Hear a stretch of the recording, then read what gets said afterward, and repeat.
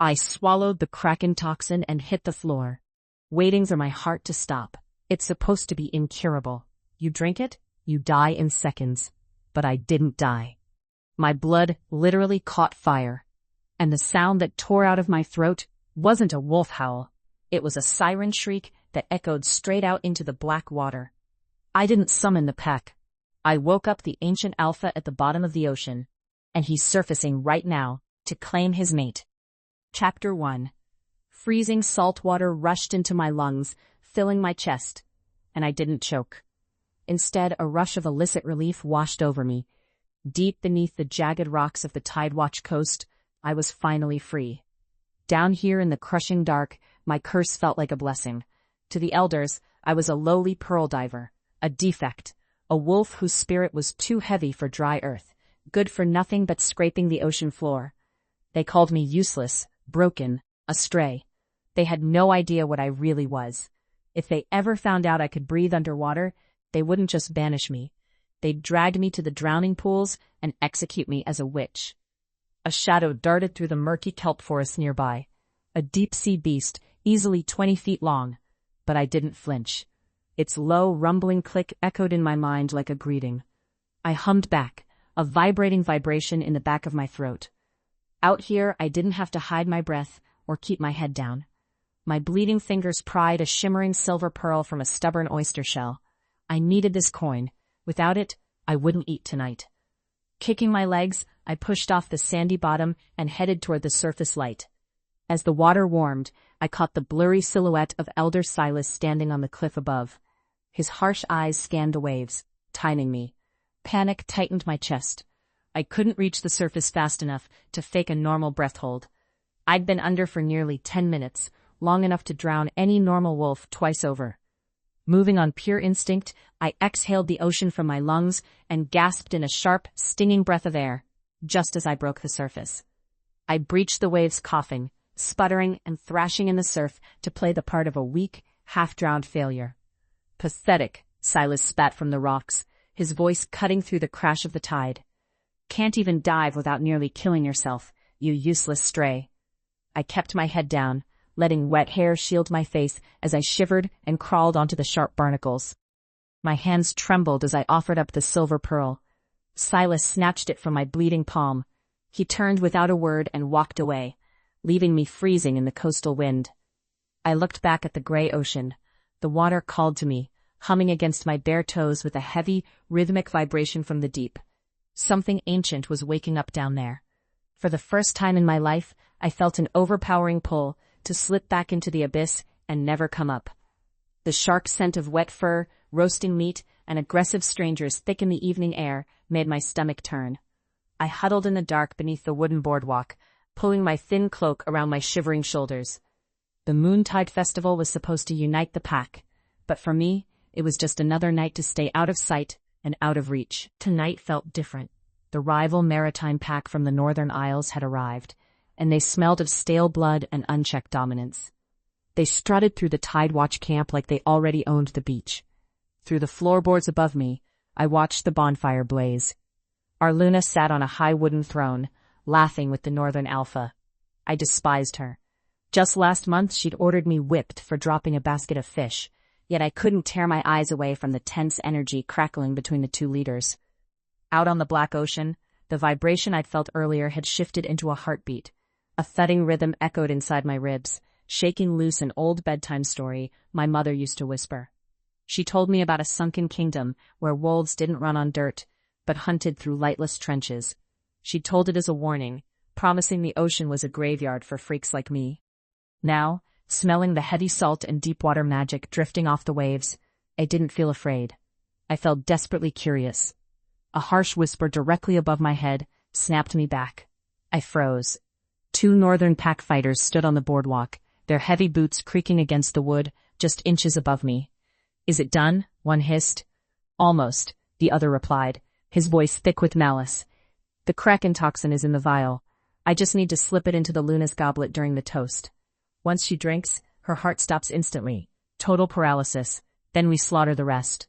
My breath caught. Kraken toxin wasn't just a rumor. It was an incurable venom from the deepest abyss of the sea. They were going to murder the Luna and wipe out the entire camp. Part of me wanted to slip into the water and let Tidewatch burn. They had starved me, beaten me, and treated me like a disease. But the sluggish beast trapped inside my chest stirred, refusing to let me run. If the northern pack took the beach, they wouldn't just kill Silas and the elders. They'd butcher the pups and the helpless Omegas. I couldn't let that happen. The festival had reached a fever pitch, a chaotic blur of dancing bodies and howling wolves under a swollen silver moon. I pushed through the sweaty, drunken crowd, my bare feet slapping cold sand. The smell of pine and bonfire smoke burned my nostrils. Ahead on the dais, the Luna stood up, raising a jeweled goblet to the sky for the ceremonial toast. Behind her, the northern assassin slipped out of the shadows. I caught the glint of glass in his palm, then saw a sick, glowing purple liquid drop into her wine. If I screamed, no one would listen to a pearl diver. If I accused the northern pack, the elders would execute me on the spot for insulting our guests. I only had one move. I vaulted up the wooden steps of the dais, my heart hammering against my ribs. "Wait!" I shouted, my voice tearing through the music. The Luna sneered, lowering the cup. "You filthy stray! How dare you interrupt?" I didn't give her time to finish. I threw myself forward and snatched the heavy goblet from her hand, splashing purple liquid over the rim. "Guards!" Elder Silas roared, his claws extending as he lunged forward. "Kill the witch!" I couldn't just pour it out. They'd call me crazy and kill me anyway. I had to prove the venom was real. My life meant nothing to this pack, but the pups' lives meant everything. I lifted the goblet to my lips and swallowed the Kraken toxin. It hit my throat like liquid ice. Fire erupted beneath my skin, tearing through my veins with paralyzing, agonizing speed. The goblet slipped from my numb fingers and shattered on the floorboards. I hit my knees, gasping for air my lungs refused to take. Muscles locked. My heartbeat stuttered and failed. The crowd backed away, gasping in horror. The darkness closed in fast. Then the moon above flashed with a blinding, iridescent light. A beam of pure bioluminescence crashed down from the sky, striking me squarely in the chest. The icy paralysis of the venom shattered instantly. Deep inside me, the heavy, broken wolf that could never run on land erupted. My bones cracked and my skin tore, but there was no pain. Only an overwhelming, terrifying surge of power. I stood on the dais on 4 paws. My fur wasn't brown or gray. It shimmered with glowing, iridescent blue and silver. Scales armored my spine, and webbed claws dug deep into the wood. I wasn't a land wolf. I was a beast of the deep ocean, a mythical siren-wolf. The entire pack froze in absolute terror. A heavy, oceanic magic swelled in my throat. I opened my jaws to howl, but what tore out was a song. A resonant frequency that shattered the bonfire's crackle, echoing across the beach and rolling out over the dark water. Far out in the black waves, the ocean erupted. A massive thudding roar answered my song, shaking the sand beneath my claws. The silence on the beach didn't last. I looked down at my paws, staring at the iridescent blue scales and silver fur lining my forelegs. The Tidewatch elders were finally seeing what I was, but there was no reverence in their faces. Just panic. Elder Silas raised a heavy silver hunting blade. "Kill the witch!" he screamed. Then the ocean exploded behind them. A wall of freezing water slammed into the sand, and out of the sea foam erupted a beast that defied reason. He was massive, easily the size of a dire wolf, armed with deep-sea scales and webbed claws that tore trenches into the wet earth with every stride. He plowed into the northern assassins like a battering ram, ripping through boiled leather and iron mail without slowing down. The air filled with the smell of crushed kelp, salt, and territorial rage. My mind flashed to the old bedtime warnings about the abyssal king who ruled the trenches. Watching him slaughter the men who had tormented me for years didn't feel like justice. It was terrifying. He swung his head toward me. His eyes burned a bright, unnatural gold in the dark. Something clicked between us, a heavy magnetic pull that made the skin on my neck prickle with heat. Before I could back away, he lunged. His jaws clamped down on the scruff of my neck in a firm, immovable hold that refused to break. I thrashed on instinct, kicking my webbed paws against his chest, but his grip didn't budge. Despite the freezing coastal wind, his fur radiated intense heat. He dragged me backward into the surf. I couldn't tell which was worse, the murderous pack bleeding out on the sand, or the ocean predator pulling me into the deep. A breaker crashed over my head, and the black waters swallowed us whole. The surface light faded fast as we sank into the lightless trench. My land-bound reflexes took over, and I panicked, twisting wildly in his jaws to fight for air I thought I was losing. Then a warm sensation bloomed inside my chest.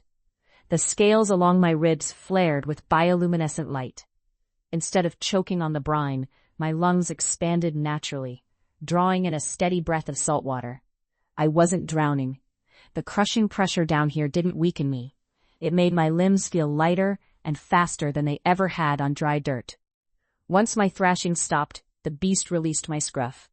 In a swirl of phosphorescent bubbles, his wolf form dissolved into a man, with broad shoulders and thick, scarred muscle. Dark hair drifted around his sharp jawline. When his hand caught my waist to steady me against the current, his skin felt fever-hot against the cold chill of the water. Mine, a rough voice rumbled directly inside my head. "Who are you?" I asked, my voice vibrating strangely through the water. "I am Caelen," he replied. His golden eyes locked onto mine, unblinking. A sharp heat flared on my left wrist, leaving behind a glowing blue mark shaped like a crested wave, a mate mark. I stared at it, my pulse racing. Years ago, when I was just a pup, hiding in shallow tide pools to escape Silas's whip, I used to wish the ocean would carry me away. Now I was being dragged to the bottom of the sea by a predator who claimed I belonged to him. Fighting the trench current was exhausting, and the heavy pull between us made swimming away feel impossible. I stopped resisting and let him draw me close. He wrapped his arms around me, shielding my body from the harsh draft as we descended into the deepest part of the abyss. The pitch-dark trench slowly gave way to a soft, ambient glow. A sprawling underwater city materialized beneath us, a metropolis built from towering obsidian spires and coral bridges. Bioluminescent jellyfish drifted between the dark structures, casting a pale green light over the stone streets. We touched down on a wide terrace, and Caelen set me on my feet. As my human form returned, the biting cold hit me all at once. My ragged tunic clung to my shivering skin. Caelen unclipped his heavy cloak and draped it over my shoulders. The fabric was somehow thick and dry against my skin, trapping his body heat around me. "Welcome to the Atlantean wolf kingdom," he said quietly. He was looking at me with a reverence I wasn't used to. On the surface, I was the bottom of the hierarchy. Here the king of the trench was looking at me like I was the only thing holding the ocean together. "Why did you save me?" I asked. "Because you sang for me," he said, his golden eyes darkening. "I've guarded this trench for centuries, waiting for my queen." Before I could process the absurdity of calling a defective pearl diver a queen, heavy footsteps vibrated through the stone floor. 3 armored mermen guards landed on the terrace behind us, tridents gripped tightly in their hands. The lead guard sneered, scanning my ragged clothes with undisguised disgust. "Alpha Caelen," the guard hissed, gesturing toward me with his spear. "Why have you dragged surface trash into the sacred city?"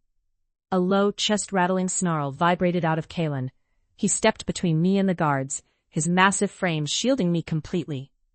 "Drop your weapons and bow to your queen," Caelen growled, the water pressure spiking around us with his aggression. "Or I will tear you apart." For 20 years my own pack had treated me like disposable labor. Now the most lethal predator in the ocean was threatening to slaughter his own royal guard just because they insulted me. I didn't tell him to stand down. I stayed behind his cloak and let him defend me. When morning came, the pale light of the sunken city filtered through the glass dome above the bed. I woke up tangled in silk sheets, waiting for the familiar ache of freezing salt water in my lungs. It didn't come. The water down here didn't crush me or bite at my skin. It felt like a warm, steady bath. I sat up and checked the room. Empty. But the thick scent of cedar and sea salt, lingering in the current, told me Caelen hadn't been gone long. For the first time in my life, nobody was shouting at me to get to work. I actually let my shoulders drop. The heavy obsidian doors swung open, and Caelen swam in, clad in dark armor that looked heavy enough to sink a fishing boat. But when he looked at me, the intimidating warlord disappeared. He hesitated by the door, his posture stiff, almost nervous. "Did you sleep well?" he asked, his voice low in the water. "I did," I said. "It's quiet down here." I watched him swim closer. He was a massive, lethal predator, but he was deliberately keeping his hands open and swimming slow, trying not to spook me. He reminded me of a stray hound I'd tried to feed behind the Tidewatch kitchens once, starving, but terrified that the hand offering food was about to hit him. He genuinely thought I was going to flinch. I pushed the blankets aside, stood up, and met him halfway. "You don't have to shrink yourself for me," I told him. I pressed my palm flat against his armored chest. He sucked in a sharp breath and closed his eyes, leaning his weight into my touch like he hadn't been touched with kindness in a century. Then a low, indistinct whisper echoed from the stone hallway outside. My wolf's ears pinned back instantly. Caelen's eyes snapped open. The softness vanished, replaced by a cold, protective glare. He caught my hand in his and led me out of the bedroom, pulling us toward the noise. He guided me down a vaulted corridor and into the royal gardens. It was a sprawling space, but completely dead. The kelp beds were withered and gray, rooted in barren stone. Near a dry fountain floated half a dozen merpeople in elaborate silk robes, the royal advisors. As we approached, their eyes raked over my ragged clothes with undisguised disgust. I didn't need to guess how they felt about me. Alpha Caelen, an older merman with silver scales, said smoothly, "Is this thing truly our new queen?" My jaw tightened. It was the exact same tone Elder Silas used whenever I came up from a dive without enough pearls. Different kingdom, same garbage. "Speak of her with respect, High Advisor," Caelen rumbled, shifting his bulk to block their view of me. The advisor sneered around Caelen's shoulder. "She's a land dweller. She has no deep magic. She's a joke." A hot knot of anger twisted in my gut. I'd spent 20 years taking abuse on the chin because I thought I was broken. I wasn't hiding behind anyone's back anymore. I pushed past Caelen's arm and swam straight toward a plot of rotting kelp. The blue scales along my forearms flared with heat. I reached down and grabbed a handful of the gray, dead stalks. The magic surged out of me before I could even guide it. A pulse of bright, bioluminescent light shot from my palms into the soil. The dead kelp turned a vivid green instantly, rapidly sprouting thick fronds and neon pink blossoms across the entire courtyard. The water hummed with sudden warmth. The High Advisor recoiled, floating backward in shock. Nobody said a word. The advisors stared at the blooming kelp, then at me, looking like they'd just seen a ghost. As the silence stretched, the High Advisor turned sharply to leave. His heavy silk robe swished through the current, and a small glass vial slipped from his pocket, clinking against the stone path. My stomach dropped. It glowed with a sick purple light. It was the Kraken toxin, the exact same incurable poison the northern assassins had used to target the Luna on the surface. Why was Caelen's top advisor carrying it? Before I could shout a warning, a deafening war horn blasted from the city's outer perimeter. The stone floor violently shook. A screech tore through the water as a trench beast, a massive armored mass of eyes and needle-like teeth, smashed straight through the garden's coral ceiling. It snapped its jaws, lunging blindly toward the advisors. The courtyard turned to pandemonium. Caelen moved faster than my eyes could track. He drew a heavy spear from his back and shoved me behind a sturdy stone pillar. "Stay back." He didn't just fight the thing, he butchered it. He ducked a snapping jaw, drove the glowing spear deep into the creature's eye socket, and twisted with his entire body weight. Black, oily blood erupted into the water, blindingly thick. The beast gave one last shuddering screech, went limp, and crashed heavily onto the garden floor. Caelen stood over the carcass, chest deep in the black gore. He was heaving for breath, his claws extended, dark blood dripping from his armor. He looked completely unhinged, a monster. He turned his head slowly toward the pillar. Panic widened his golden eyes. He was waiting for me to scream. He was waiting for me to look at him with terror and swim away, the exact same way everyone else in this city apparently did when he got his hands dirty. I knew that look. It was the look you give people when you're waiting for them to confirm you're a freak. I left the safety of the stone pillar and swam straight into the cloud of black blood.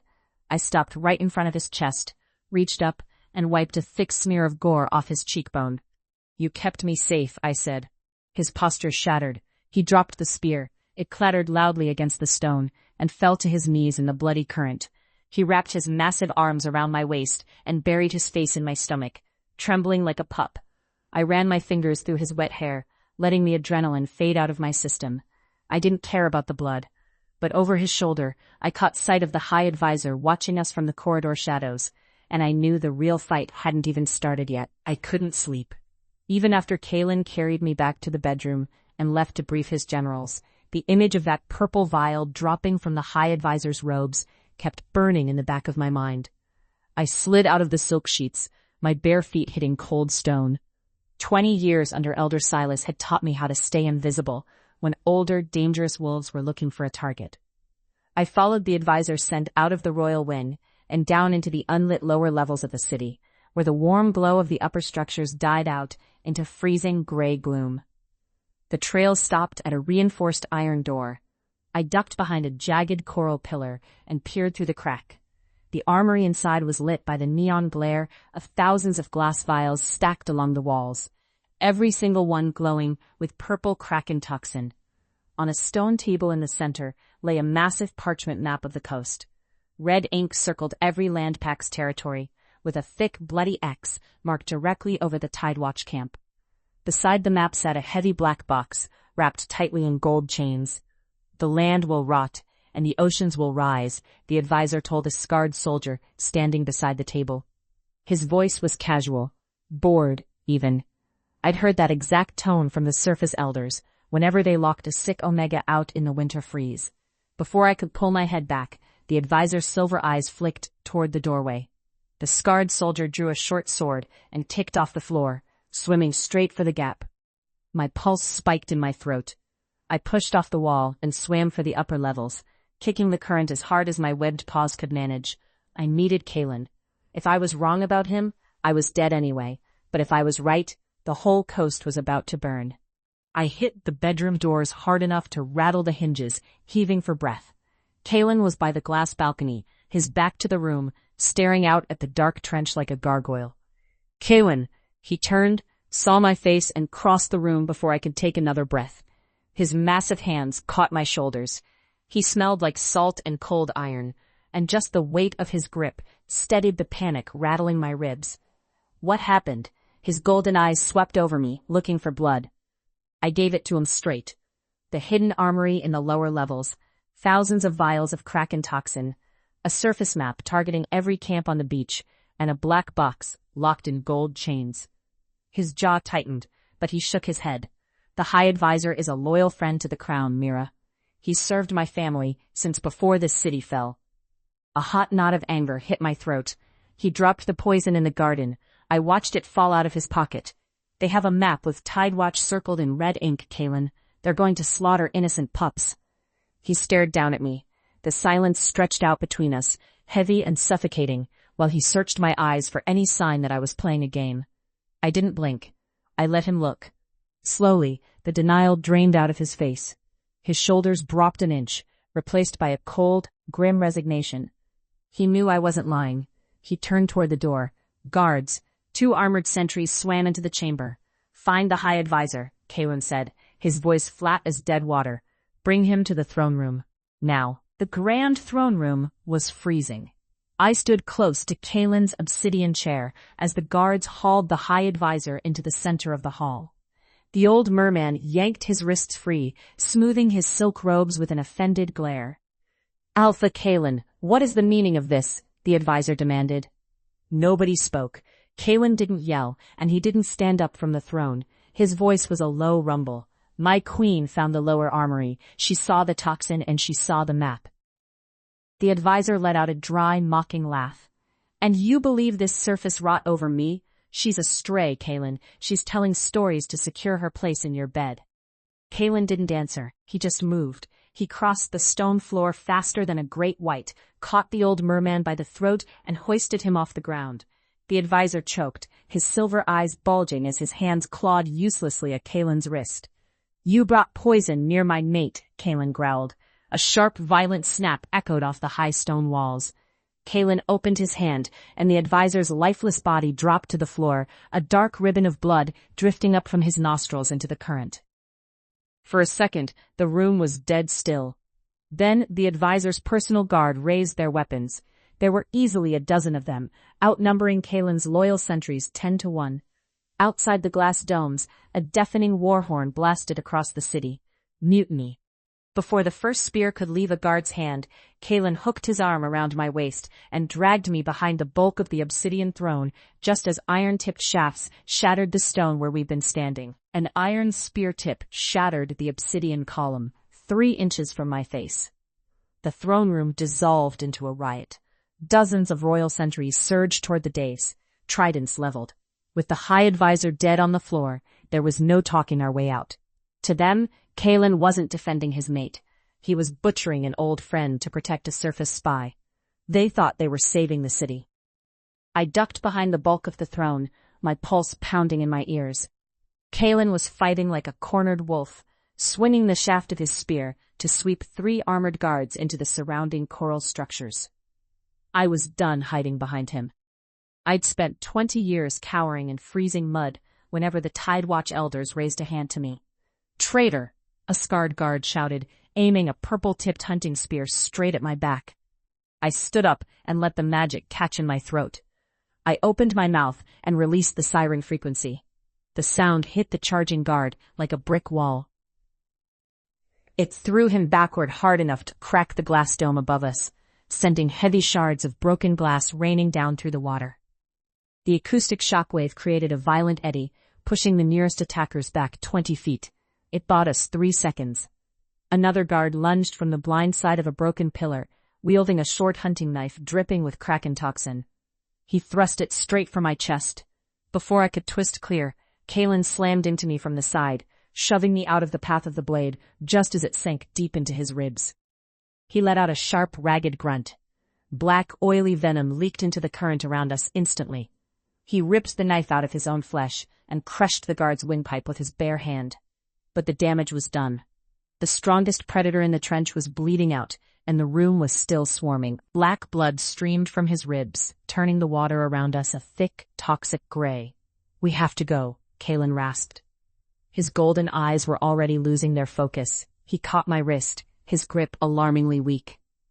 The poison was acting fast, locking his joints and making every swim stroke look like agony. We abandoned the ruined throne room, diving down through the unlit service tunnels and heading away from the city light. We plunged straight into the freezing, lightless trench below. The water down here was brutal, biting into my scales like needles. Watching him struggle reminded me of a dying dog shark I found washed up on the rocks as a kid, gills barely fluttering, colors fading to a sickly gray, while I tried uselessly to push it back into the surf. How do you stop a god from bleeding out from the inside? By the time we hit the rocky bottom of the trench, Caelen was dragging his feet, barely able to keep his head up. Something massive shifted in the dark water beneath us, waking up to the smell of fresh blood. I ignored it. Keeping Caelen breathing was the only thing that mattered right now. He spotted a narrow fracture in the rock face and shoved me inside the cave. His armor scraped hard against the stone as his legs gave out. He collapsed onto the cold floor. The veins along his throat were already turning a neon sickly purple as the Kraken toxin raced toward his heart. "Leave me, Mira," he whispered. His voice was barely a scrape of sound. "The poison, it's going to stop my heart. Get to the shallows. Hide." Hot tears blurred my vision. Even dying on a freezing cave floor, he was trying to play the martyr. "I'm not leaving you," I said, pressing both palms hard against the bleeding wound in his ribs. He didn't answer. His eyes rolled back, his jaw went slack, and his chest stopped moving. The stone floor was freezing as his body went completely still under my hands. Without his heart pumping, his skin, usually running fever-hot, turned ice-cold. No matter how hard I pressed down, the black blood kept seeping between my fingers. Panic seized my throat. Old stories from the camp elders crept into my head. They used to say a true mate bond wasn't just a physical mark. It was a shared lifeline. If one was slipping away, the other could use the bond to anchor them to the living world. I didn't know if it was real or just camp superstition, but I didn't have a choice. I stripped off my ragged tunic so there was nothing between us. The freezing trench water bit into my skin, but I ignored it, pressing myself flat against his chest and aligning the glowing blue mark on my wrist directly over the puncture wound in his ribs. "Wake up," I whispered into his cold neck. I forced every ounce of heat, magic, and stubborn life I had down through the bond and into his freezing chest. I kissed his jaw, his cold lips, the scar on his cheekbone, pouring everything I was into the empty void where his pulse used to be. His golden eyes snapped open. The purple lines tracking up his throat began to fade instantly. The bioluminescent heat pouring from my touch was literally cooking the venom out of his bloodstream. His arms came up fast, hooking around my waist and crushing me against him with sudden, crushing strength. "Mira," he groaned, his voice rough and thick. The freezing cave suddenly felt suffocatingly hot. He rolled us over, pinning me against the smooth stone floor. His lips found mine in a fierce, untamed kiss that tasted like iron, salt, and survival. We were anchoring our lives together in the dark. I wrapped my legs around his waist, pulling him closer. For a little while, the freezing water and the ruined city disappeared. But as our breathing finally started to slow, the ocean floor just outside the cave entrance began to vibrate with a heavy, thudding heartbeat. The quiet didn't last. A vibration rattled the water just outside the cave entrance, a heavy, booming pulse that vibrated straight through my teeth. Thump, thump, thump. It felt like standing beside a massive war drum. I looked up at Caelen, the warmth drained out of his eyes, replaced by a cold, immediate panic. He shoved me back against the cave wall, his hands shaking as he grabbed his spear. "Stay here," he ordered. He didn't waste time explaining. He swam out the narrow opening into the dark. I kicked hard to follow him, but before I could reach the gap, he turned and slammed his fists into the jagged overhang above the entrance. The ceiling gave way. Tons of black rock collapsed in an underwater avalanche, completely sealing the opening. He was locking me in, so whatever was hunting us wouldn't smell my blood.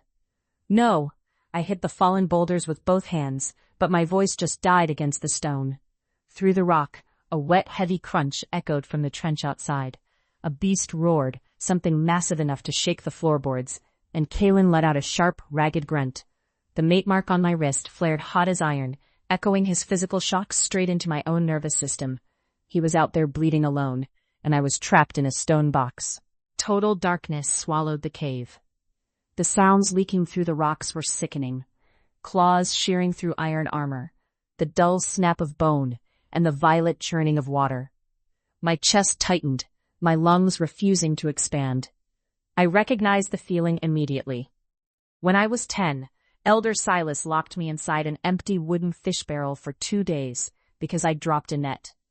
I'd scratched at the wood until my nails broke, screaming until my throat bled. Nothing opened. I threw my weight against the boulders. My webbed claws scraped uselessly over the stone. I kicked, shoved, and wedged my fingers into the cracks until warm blood leaked into the current. The rocks didn't budge. Outside, the heavy thudding stopped. Caelen's voice cut off into dead silence. The blue fire on my wrist flickered, dimming down to a weak, dying ember. He was losing. His heartbeat was failing. My stomach knotted, but the familiar urge to curl up and wait for the blow never came. I was done cowering in the dark, while someone else decided whether I lived or died. I pushed off the boulders and drifted back into the center of the cave. The scales along my forearms ignited, flooding the freezing water with blinding, iridescent light. I opened my jaws, drew the current deep into my chest, and aimed my voice at the wall. I hit the rocks with a concentrated acoustic frequency, channeling every ounce of pressure in the trench into a single blast of sound. The shockwave struck the wall like a demolition charge. The boulders shattered instantly, exploding outward into the open water in a blinding cloud of silt and gravel. I shot out of the cave through the debris. The water outside was thick with black blood and stirred up sand. I spotted Caelen falling through the gloom. His dark armor was sheared off his torso, leaving deep, ragged gashes across his ribs and collarbone. His eyes were shut tight, his limbs limp, as he drifted down toward the lightless bottom of the trench. I dove for him, but the water above me violently displaced. A shadow blotted out the pale bioluminescence of the upper trench. I looked up into the snout of an abyssal leviathan. It was bigger than a Tidewatch fishing schooner, plated in thick, rocky scales, with blind, milky white eyes that locked onto my glow. Its jaws creaked open, exposing rows of teeth the size of hunting knives. It charged straight down at me, sucking the surrounding current into its massive throat. I didn't try to outswim it, and I didn't look for cover. I floated directly in its path, braced my legs against the current, and drew the ambient magic out of the water. I watched the massive jaws swing wide, and I waited for the gap to close. The Leviathan's jaws slammed shut, snapping on empty water as I kicked backward with my tail. I didn't waste breath on a melody. I projected a raw acoustic blast that cut through the freezing water and struck the beast square in the chest. It stopped cold. The massive fins froze mid-sweep. Its clouded white eyes blinked rapidly, hovering paralyzed in the trench current. I pointed down toward the lightless bottom. "Catch him!" I screamed. I dove after it. The Leviathan obeyed instantly, plunging into the dark faster than I could swim. When I caught up, the beast had wedged its wide, flat snout underneath Caelen's falling body, catching him like a living bridge. I landed beside him on the scales. His chest was still. His eyes were shut tight, and the black blood leaking from his ribs had slowed to a trickle. I pressed both palms flat over his heart. I wasn't going to let him die down here, just to prove he could protect me. The bioluminescent scales along my arms flared white-hot, forcing magic and heat deep into his chest to burn the venom out of his blood. "Come back," I whispered against his jaw.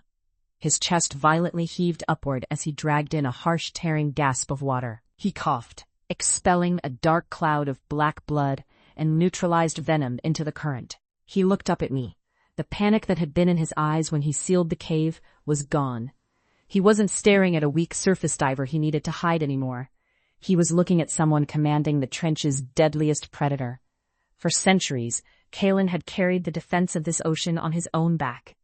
I watched his shoulders drop an inch as he finally let that lonely burden go. "We were equals. My queen," he rasped, his voice rough and low. He reached up with a shaking hand and touched my cheek, his rough fingers tracing the glowing scales along my cheekbone. "We're going home," I told him. I hauled him to his feet. He leaned heavy against my shoulder, his shredded armor clanking against my ribs, but his eyes burned steady. I turned toward the dark path above us and stamped my heel against the Leviathan's thick snout. "Take us to the city," I commanded. With a rumbling roar that vibrated through my teeth, the beast surged upward toward the glow of the sunken kingdom. The water became a freezing blur of speed as we tore upward through the trench. I held Caelen tight against my side while riding the Leviathan's head. The bioluminescent lights of the city grew brighter above us. But the peace was gone. War horns echoed endlessly through the current.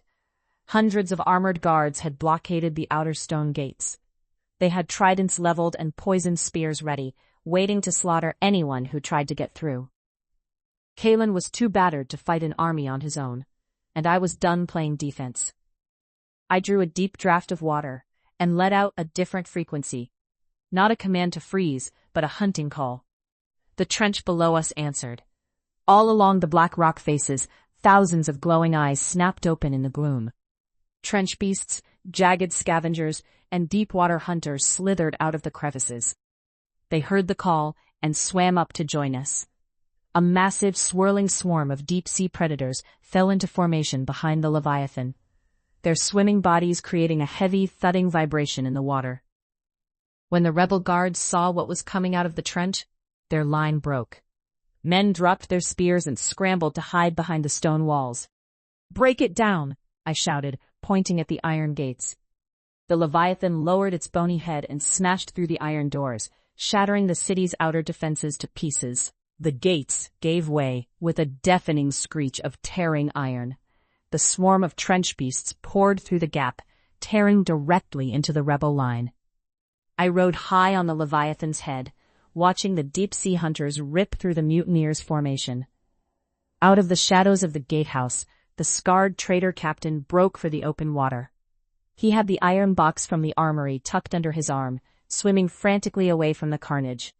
I pointed at him. "Stop him!" I kicked off the Leviathan's scales and dived into the current. Caelen was right beside me. His armor was shredded to pieces, and he was bleeding from a dozen shallow cuts, but his eyes were locked on the captain like a hound. We cornered him against a shattered coral column. His hands shook wildly as he tore the gold chains off the box, trying to unleash whatever weapon he thought was inside before we reached him. He wrenched the lid back. There was no weapon. A crown of woven sea glass and pearls floated out of the dark interior, catching the neon glow of the city. The lost crown of the first Siren Queen. The magic in the glass reacted instantly to the bioluminescence of my scales. It drifted right past the captain's hands, cutting through the water, straight toward my chest. The remaining rebel guards stopped fighting. They stared at the crown hovering in front of me, then dropped their tridents. One by one, they sank to their knees in the silt, bowing their heads. Once the courtyard was secured, I went down to the armory. I stood in the center of the vault, staring at thousands of glowing purple vials of Kraken toxin. Every single one was labeled and mapped for the surface coast. Part of me wanted to leave them on the shelves. When I was 16, a Tide Watch border patrol chased me to the edge of the northern cliffs, just for sport. I'd survived by dropping 40 feet into a freezing winter swell. I learned right then that my old pack would never see me as anything more than practice target. Why should I stick my neck out to save people who would have thrown me in the drowning pools without a second thought? I looked over my shoulder. Caelen was leaning against the stone doorway, watching me. If I let those vials ship to the surface out of spite, I was just Elder Silas with scales. I was done letting those old bastards dictate how I lived. I drew a breath, opened my jaws, and hit the room with a sharp, high-frequency acoustic blast. The glass vials shattered in unison. Purple venom spilled into the water, but before it could spread, the heat from my pulse burned through the cloud. The deadly toxin dissolved instantly into harmless, clear bubbles that drifted up to the ceiling. Caelen pushed off the doorframe, swam over, and hooked his arms around my waist from behind. "You spared the coast," he murmured into my hair. "I spared them so we don't have to waste another second thinking about them," I told him. "We have our own kingdom to run." He turned me around and kissed me, grounding me in the quiet of the vault while the last of the poison bubbles popped against the stone above us. By morning, the entire city was crammed into the grand throne room. The shattered glass from the dome had been cleared out, letting the ambient currents carry the bright bioluminescent light of the upper trench directly into the hall. I stood on the raised obsidian dais in a gown woven from silver kelp and pearls. I didn't try to cover the blue scales tracking up my arms and collarbone. I let them shine.